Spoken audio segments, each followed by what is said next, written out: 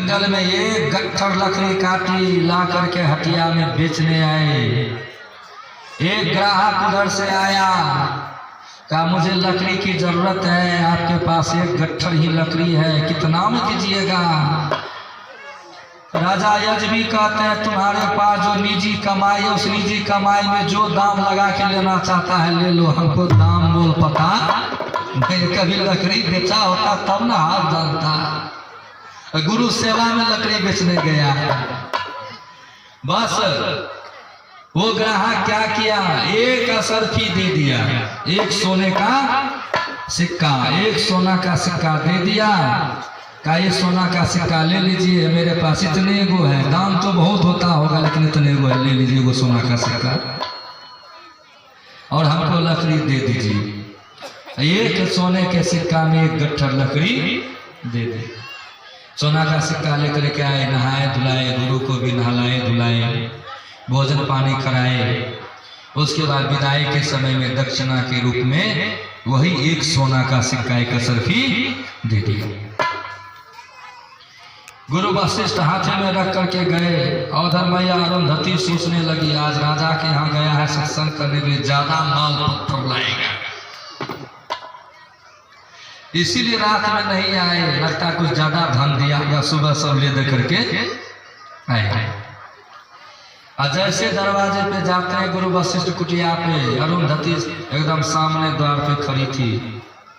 जाते जाते पूछ दिया अरुंधति ने, आप राजा के यहाँ सत्संग करने के लिए गए थे, कितना दक्षिणा दिया? का हाथ फैलाओ, हम तुमको दे देते हैं। और जैसे अरुंधति ने हाथ फैलाया और उसके हाथ में ये वो सोना का सिक्का दे दिया। का इतने को दिया? बड़ा गुस्सा हो, इतना जोर से उस सोना के सिक्का को फेंकी, जाकर के राजा आज के आंगन में गिरा, जहां का पैसा वहीं चला गया। अब देखिए जहां वो सोना का सिक्का गिरा वहां बहुत सुंदर पीपल का वृक्ष जन्म लिया। जब पीपल का वृक्ष बड़ा हुआ उसमें सोना का मुकुट फला। क्या फला? सोना का मुकुट।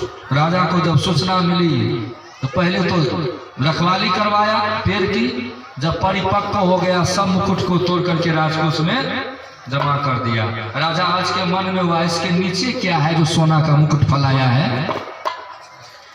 पीपल के चारों तरफ खोदना शुरू करवाया, जैसे जैसे खोदते गया वैसे वैसे सोने के रथ निकलते गए। एवं प्रकार से सोना का 9 रथ निकला, उसमें कोई बालक नहीं था। और जब सोना का 10वां रथ निकला उस पर बहुत सुंदर सोलना बालक उस रथ पे खेल रहा था। राजा आज को कोई संतान नहीं था, राजा आज ने उसी को संतान के रूप में स्वीकार किया, उसी का नाम दशरथ पड़ा। क्या पड़ा? दशरथ। दशरथ का रथ 10 दिशाओं में जाता था। वैसे महाराज दशरथ के यहाँ परमपिता परमात्मा अंशांश 4 रूप धारण करके राजा के दशरथ के यहाँ जन्म लिए, राम लक्ष्मण भरत और शत्रुघ्न। तो परीक्षित कहते हैं कैसे जन्म लिए? इस संक्षेप में भाग जाएंगे थोड़े ना होगा, थोड़ा सुना दीजिए। कैसे? सुनो, दशरथ की मित्रता इंद्र से थी। एक दिन महाराज दशरथ इंद्र से मिलने गए। इंद्र ने महाराज दशरथ का सम्मान किया। जब महाराज दशरथ को विदा किया, जहां महाराज दशरथ बैठे हुए थे उसको सफाई करना शुरू किया। दशरथ की दृष्टि पड़ी, इंद्र को कहता है आप मेरा आगे से सम्मान करते हैं, पीछे से अपमान करते हैं। इंद्र ने कहा मित्र आप सम्मान और अपमान दोनों के लायक हैं, आपके बल पे हम राज करते हैं इसके लिए आप सम्मान के लायक हैं, लेकिन आप नहीं संतान इसलिए आप अपमान के लायक हैं। ले भाई, दुनिया कितनों बांध कह दे प्रभाव पड़ने वाला नहीं है, लेकिन अपना माँ बहन बहू बेटी भाई बंधु अगर कहना शुरू कर दे तो हृदय वेद देते। बड़े जोर की ठोकर लगी, वहां से आया, रथ को महाराज दशरथ रथ साल में लगा दिए। सिर पर से राज मुकुट उतार दिए, पैर से जूती निकाल दिए, किसी भगवान भगवती के मंदिर में नहीं गए, किसी देवी देवता के मंदिर में नहीं गए, वो तुरंत गुरु के पास चले गए। गुरु वशिष्ठ के आश्रम में पहुंचे। देखिए उनके पिता ने सत्संग किया तो उनको प्राप्त किया, नहीं सत्संग नहीं करता तो दशरथ का जन्म होता। कितना बड़ा सत्संग का प्रभाव है। आज महाराज दशरथ अपने मित्र के बात से चोट पा करके, दुख पा करके गुरु के पास गए। आवाज लगाते गुरुदेव गुरुदेव, जैसे खोलते देखते दशरथ आए, अरे महाराज ऐसा वेशभूषा काहे बना के रखे, क्या बात है? कहा आज हम आपसे कथा इतिहास पुराण सुनने नहीं आए हैं। कहा क्या बात है बताइए, मेरे भाग्य में संतान है कि नहीं, हाँ या ना में जवाब दीजिए। गुरु वशिष्ठ आंख बंद किए, देखे ओ इसको किसी ने ताना मार दिया इंद्र ने। आओ सोचे अगर इसको नहीं कहेंगे कि कुछ हो कर लेगा, तो कहते हैं धरा हूं धीर वही सुतचारी, लोक वेद विदित उपकारी। अरे महाराज आप धीरज धरो, आपको 4 गो बेटा होगा, लोक और वेद में प्रसिद्ध हो गए। दशरथ नाचने लगे। का रुको रुको, पुत्रेष्टि जग कर लेना। श्रृंगी ऋषि को बुला करके पुत्रेष्टि जग कराए और यज्ञ भगवान प्रसन्न होकर के खीर दिए। महाराज दशरथ ने आधा खीर कौशल्या को, आधा खीर कैकेयी को दे दिया और कौशल्या कैकेयी दोनों मिलकर के अपना अपना आधा खीर सुमित्रा को दे दिया। समय पा करके चैत महीना के शुक्ल पक्ष के दोपहर दिन में 9वीं तिथि में भगवान का चारों अंशावतार, भगवान जो चारों अंश के रूप में प्रादुर्भाव इस राधाम पे प्रादुर्भाव किए, इस राधाम पे उनका अवतार हुआ। राम लक्ष्मण भरत और शत्रुघ्न गुरु वशिष्ठ ने जिनका नाम रखा। बड़े आनंद मन से खेलने खाने कूदने लग गए, बड़ा आनंद मचने लगा, सबके घर में उत्सव उल्लास मानने लगा। और इतना बढ़िया से चारों भाई में मेल था, खेलते थे कि सब उनके खेल को देख देख करके मोहित होते थे, प्रेम से गाते थे। अरे दशरथ घर चारी गोलन माँ, क्या आंगन माँ खेले, दशरथ घर चारी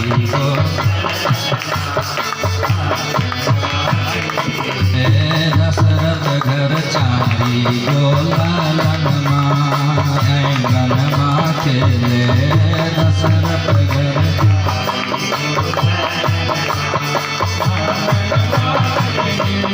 अब हो या आंगन माँ खेले, अब हो दुवरिया खेले, अब हो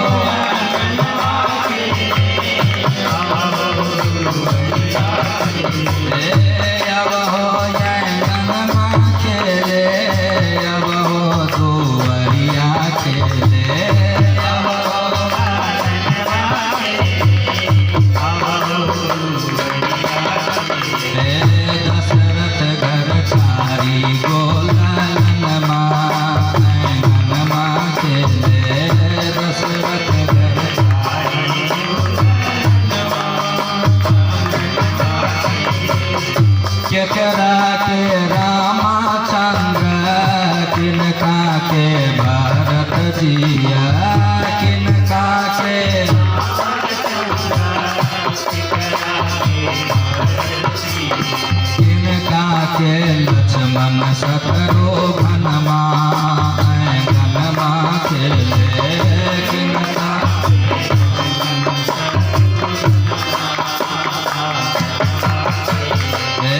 किनका के लक्ष्मण शत्रुघ्न माँ, आंगन माँ खेले, किनका के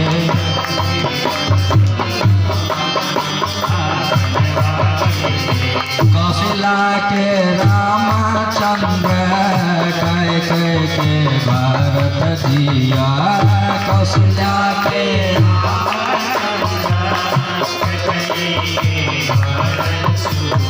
कौशल्या के रामचंद्र, कैकेयी के भरत जिया। कौशिला के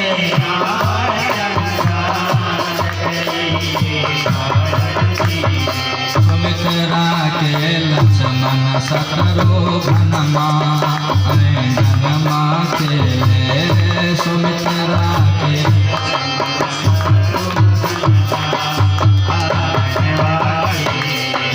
सुमित्रा के लक्ष्मण शत्रुघ्नमा अंगनमा के सुमित्रा के लक्ष्मण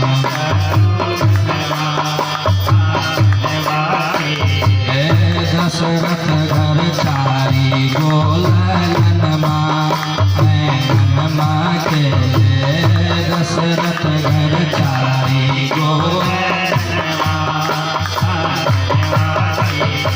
कौन रंग रामचंद्र कौन रंग भरत दिया कौन रंग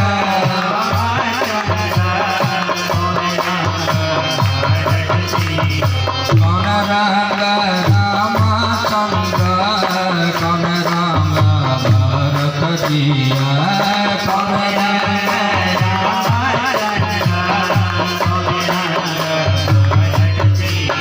कौन रंग लक्ष्मण शत्रुघ्नमा अंगनमा के कौन रंग लक्ष्मण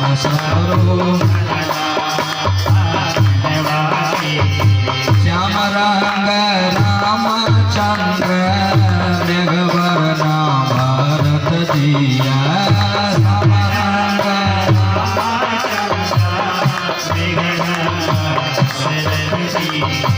श्याम रंग रामचंद्र मेघवर्णा भरत दिया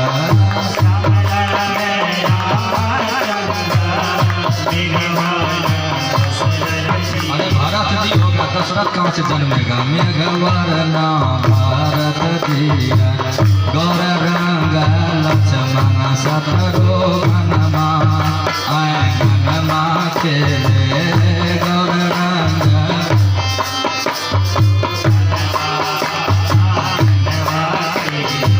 अब हो अंगनमा खेले अब हो दुआरिया खेले अब हो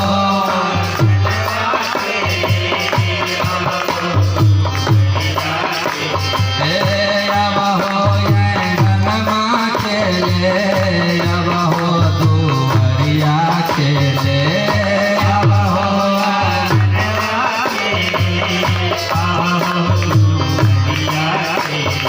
दशरथ घर चारी गोलनमा अंगनमा के दशरथ घर चारी गोलनमा अंगनमा के भगवान की जय। देखिए बधैया गा दिए आ कितना कंजूस है एको टका जो दे देता नहीं समय समय पे तो का नाम पड़ेगा नहीं। चलिए ये तो मजाक हुआ बड़े हंसी खुशी से जीवन व्यतीत होने लग गया। किशोरावस्था को प्राप्त हुए गोपवित इत्यादि संस्कार हुआ गुरुकुल गए बहुत थोड़े समय में विद्यार्जन करके चले गए। विश्वामित्र मुनि का कौन बच्चा सब हल्ला करता है स्वयं सेवक अनुरोध है अब बच्चे को शांत करें रोड पे भी हल्ला करता है तो सच्चिदानंद भगवान की जय। देखिए कितना जोर से हल्ला कर रहा है कौन बच्चा रोता धोता है सच्चिदानंद भगवान की जय। नहीं हम अपने कथा में जो है फुकना तुकना का दुकान बंद करवाते हैं लेकिन यहाँ वो फुकना तुकना जो बिकना शुरू हो गया ना वही बच्चे को लुराना शुरू कर दिया। जो भी दुकानदारी हो आगे हो और कथा में जो बच्चे को लेके आवे ना तो आने के समय में उनको सौदा किन के नहीं दे जाने के समय में सौदा किन के दे आने के समय में सौदा किन के दे दीजिएगा बच्चा ढेरी है देखेगा भाई नहीं अपना तो रूप दिखाएगा ना। फिर उसके बाद विश्वामित्र मुनि ने मांग की राम लखन को ले गया यज्ञ की सुरक्षा हुई जनकपुर में जाकर के जानकी से मांडवी से सुतकीर्ति और उर्मिला से चारों भाई का विवाह करा दिया। वो नहीं सच्चिदानंद भगवान की जय। विवाह करा दिया और सुखपूर्वक विवाह संपन्न होने के बाद अयोध्या आए। बड़ा प्रसन्न मन से रहने लगे। हाथ में एक दिन ऐना लिए, कान के बगल का बाल पक गया था। उनके मन में भाव राजपाट करने के जोग हम नहीं रह गए। सर्वन समीप भये सित केसा भयम जठरपन यश उपदेशा। कान के बगल का बाल पक गया, बूढ़ा हो गए, अब हमको राजपाट नहीं करना चाहिए। विचार करके राम को राजा बनाने के लिए प्रस्ताव दे दिए। सबसे मिलाए लेकिन घर से नहीं मिलाए, घर से भी मिलाइए। हल्ला गुल्ला शांत कीजिए, नहीं तो कथा समापन कर देंगे बहुत जल्दी। हल्ला गुल्ला शांत करके रखिए, भीड़ हो गई है तो बहुत जल्दी हम कन्हैया को बुलाने वाले हैं, तो हम खुद करके बुला लेंगे। अरे थोड़ा सा शांति का दान देंगे ना तो थोड़ा आराम से बुलाएंगे। कन्हैया के आने का समय सुनिश्चित है 6:15 से 6:25 के बीच में। और वो समय जो है ना 5:34 हो गया है। आधा पौने घंटा और इंतजार कीजिए। सच्चिदानंद भगवान की जय। उसके बाद सकल कहीं कब हो यही काली विघन मनावे देव कुचाली चोर ही चांदनी राति ना भावा। जैसे चोर को चांदनी रात अच्छा नहीं लगता है, उसी तरह देवता को अच्छा नहीं लगा। विघ्न हो गया, कई के साथ में ठगे गए। भगवान राम को वनवास हो गया। राजा भरत जो राजपाट स्वीकार नहीं किए, लौटाने के लिए गए, नहीं लिए। 14 वर्ष तक राजा क्या के नीचे भरत सिंहासन पे खड़ाऊ रख करके, खड़ाऊ को सिंहासन पे रख करके राजपाट चलाया। और राजपाट चलाने दीजिए, मतलब रखिए नहीं फिर रखिए। राजपाट चलाया और राजपाट चलाने के बाद 14 वर्ष के बाद रावण का वध करके नाना प्रकार की क्रियाओं को करते हुए, दुष्टों का संहार करते हुए, भक्तों को सुख देते हुए रावण का वध करके लौट करके पुनः अयोध्या आ गए। अयोध्या में उसका आशोचित सत्कार हुआ, सिंहासन पर बैठे। सभी भाइयों ने बड़ा अभिनंदन किया और बड़ा उत्सव से बड़ा फिर माहौल बन गया। फिर सबको सुखपूर्वक रहने लग गए। सबके गांव में कुछ ना कुछ ऐसा आदमी होता जो कुछ ना कुछ कहते रहता है। उस गांव में एक धोबी था जिसका नाम सिरध्वज था।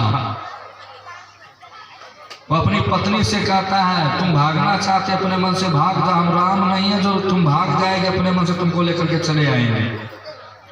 भगवान राम के मन में हुआ था कि चल करके प्रजा का देखा जाए, प्रजा सुखपूर्वक रहता है कि नहीं। और जैसे कान में ये बात गई ना तो भगवान राम को बड़ा दुख हुआ, बड़ा दुख हुआ। अरे देखो तो सही, नहीं सब कितना सुखपूर्वक से रह रहा है, लेकिन मेरे इस कर्म से जो है ना मेरी प्रजा संतुष्ट नहीं, मेरी प्रजा संतुष्ट नहीं है। लोक अपवाद के भय से भगवान राम ने सीता को पुनः जंगल भेज दिया। जिस समय सीता को पुनः जंगल भेजा उस समय सीता गर्भस्थ थी। उस समय मैया जानकी के उदर में बालक पल रहे थे। लक्ष्मण जी ने जानकी को उनके दोस्त पिता के पास छोड़कर चले आए। राजा जनक के मित्र वाल्मीकि मुनि थे। कौन थे? वाल्मीकि मुनि। वाल्मीकि मुनि के आश्रम में सीता को छोड़ करके चले आए। समय आने पर सीता से 2 पुत्र हुए, कुश और लव। वाल्मीकि मुनि ने जात कर्म संस्कार आदि किया। लक्ष्मण के भी 2 पुत्र हुए, अंगद और चित्रकेतु। भरत के भी 2 पुत्र हुए, तक्ष और पुष्कल। शत्रुघ्न के भी 2 पुत्र हुए, सुबाहु और श्रुतसेन। सुबाहु और श्रुतसेन। भरत जी ने दिग्विजय में करोड़ों गंधर्वों का संहार किया। और सब धन ला करके भगवान राम की सेवा में नियुक्त कर दिया। शत्रुघ्न जी ने मधुवन में मधु के पुत्र लवन नाम का राक्षस मार दिया। लवन नाम का राक्षस मधुवन में रहता था, जो मधु का पुत्र था। मधु का जब सुने हैं ना, दो भाई से था। मधु का पुत्र था लवन नाम का राक्षस। उसको शत्रुघ्न जी ने मार दिया। अब मार करके मथुरा नामक नगरी बसाई, मथुरापुरी। मथुरा नहीं बसाएंगे तो भगवान कृष्ण को कैसे लाएंगे?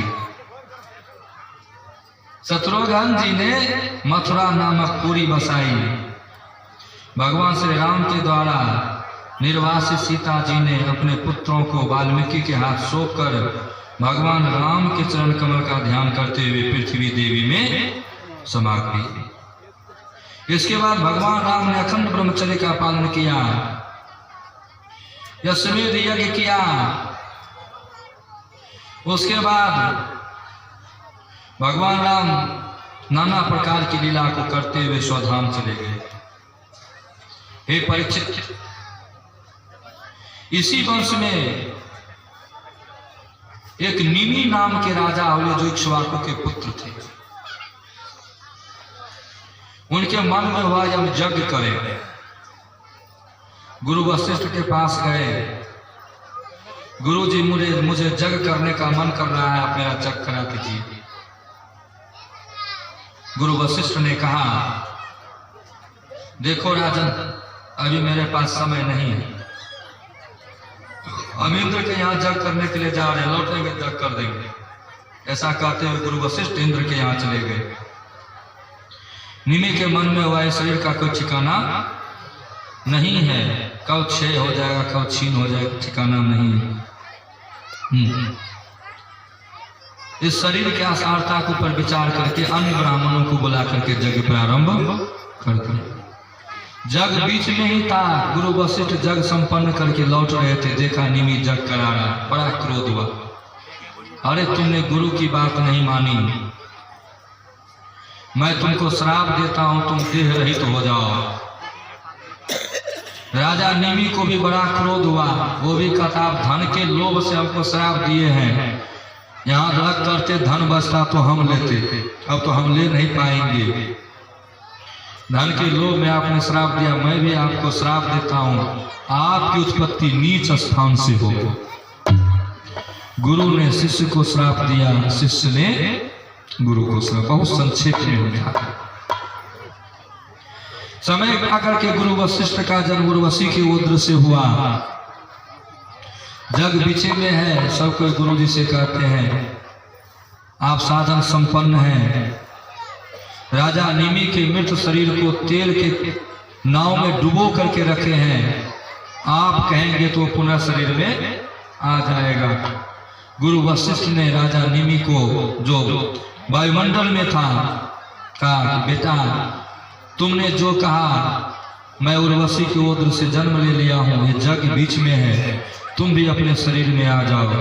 राजा निमि बड़े चालाक बने कि नहीं नहीं गुरुदेव, कितना साधन भजन करने के बाद गुरु की कृपा से जीव देह रहित होता है, आपने तो एक क्षण में मेरा उद्धार कर दिया। मैं दृष्टा के रूप में हूं, अब मुझे पुनः शरीर धारण करना नहीं, मैं शरीर में आना नहीं चाहता हूँ। का जग कैसे होगा, आप जिसको जजमान बना दीजिएगा उसी के आंख के तिल में बैठ करके हम जग कर लेंगे। नैनों के तिल में ज्योति उनकी नजर में आता नहीं, नैनों के तारे चश्म रोशन क्यों नजर आते नहीं, रूह रोशन आत्म भूषण क्यों धरे। जग संपन्न हुआ, राजा के बिना तो राज नहीं चलेगा। तो राजा निमि के शरीर का जब मंथन हुआ, उनके मंथन से बहुत सुंदर सा बालक जन्म लिया, प्रकट हुआ, जन्म लिया। राजा के मृत शरीर से जो मथने से जो जन्म लिया था, उसका नाम मिथिल पड़ा। उसने मिथिलापुरी बसाई। उस बच्चे का नाम जनक हुआ, जनकपुरी बसा। उसी के हल के अग्रभाग से जगत जननी मैया जानकी का प्रादुर्भाव हुआ। जो सदा भगवान विष्णु के अंग संग निवास करने वाली लक्ष्मी थी, वही आई भगवान विष्णु राम के रूप में विवाह हुआ था। हे राजन, अब मैं तुम्हें चंद्रवंश की कुछ कथा सुना देता हूं। हाँ, ये सूर्यवंश था, चंद्रवंश। चंद्रवंश में भी बहुत बड़े बड़े ऋषि मुनि महर्षि हुए, ऋचिक, जम, अग्नि, परशुराम आदि हुए। जमदग्नि ऋषि सत्यवती के पुत्र थे। किनके पुत्र थे? सत्यवती के पुत्र थे। उनके पिता का नाम थे, सत्यवती के पिता का नाम था गाधी। गाधी की कन्या थी सत्यवती। सत्यवती का विवाह ऋषिक ऋषि से हुआ था। ऋषिक ऋषि के द्वारा जमदग्नि का प्रादुर्भाव हुआ, पुत्र हुए। हाँ, सत्यवती ऋषिक मुनि को प्रसन्न किया और प्रार्थना की, स्वामी मुझे सुंदर पौत्र चाहिए, इसके लिए आप मुझे कुछ यज्ञ हवन करके दें। संयोग से सत्यवती के मां को भी एक भी पुत्र नहीं था। सत्यवती को भी पुत्र नहीं था। ऋषि ने 2 तरह का खीर बनाए और सत्यवती क्या किया, अपना खीर अपने मां को खिला दिया। अब मां वाला खीर स्वयं खा लिया। हाँ, और जब ये बात पता लगा कि तुम बहुत गलत किया है, अब तुम्हारा बड़ा उदंड पुत्र जन्म लेगा, घोर प्रकृति का होगा। समय पर सत्यवती के गर्भ से जमदग्नि हुआ। और सत्यवती जो है समस्त लोगों को पवित्र करने वाली परम पुण्यमयी कौशिकी नदी के रूप में परिणत हो गई। कौन सी नदी बन गई? कौशिकी नदी बन गई। इधर रेणु ऋषि की कन्या का नाम था रेणुका। जमदग्नि का विवाह रेणुका से हुआ। रेणुका के गर्भ से जमदग्नि ऋषि ने कई पुत्र को जन्म दिया। उसमें सबसे छोटा पुत्र था परशुराम। भगवान परशुराम की जय। भगवान परशुराम का अवतार हुआ है। और उस समय सहस्त्रबाहु अर्जुन नाम का एक राजा था, महाराज था। वो शिकार खेलने के लिए जंगल गया। संयोग से जमदग्नि मुनि के आश्रम में चला गया। कामधेनु रहती थी, बड़ा आतिथ्य सत्कार किया। उस आतिथ्य सत्कार से वशीभूत होकर के और जबरदस्ती कामधेनु को ले जाना चाहा और छीन लिया। कामधेनु डकार मारते हुए चली गई और क्या कहते हैं, साथ लेके चला गया। जब परशुराम जी को पता लगा, नगर पे गए, एक बार तो छोड़ दिए, दूसरी बार उनका संहार कर दिए। सहस्त्रबाहु अर्जुन के जो लड़का थे वो हार करके परशुराम भगवान से भाग गए। उनके मन में हमेशा रहता था, वो मेरे पिता का वध किया था, उसके भी पिता का बदला। संयोग से एक दिन परशुराम जी के पिताजी हवन करने के लिए अग्निशाला में बैठे हुए थे। मौका पा करके सहस्त्र अर्जुन का पुत्र गया, उनके सर को धड़ से अलग कर। उधर से परशुराम जी आए। उनकी माँ बड़ी दीनता पूर्वक रोने गाने लग गई। परशुराम कहते, मैया चुप रहो, रो नहीं, अभी मैं तुम्हारे मन को शांत कर देता हूँ। वो गए, वहां जा करके सहस्त्र अर्जुन के सब, उनके जितने पुत्र थे सबकी हत्या कर दी, वध कर दिया और अपने पिता का सिर ला करके फिर से जोड़ दिया, अपने पिता को जीत दिया। और एक बार नहीं, कई बार क्षत्रियों का संहार किया।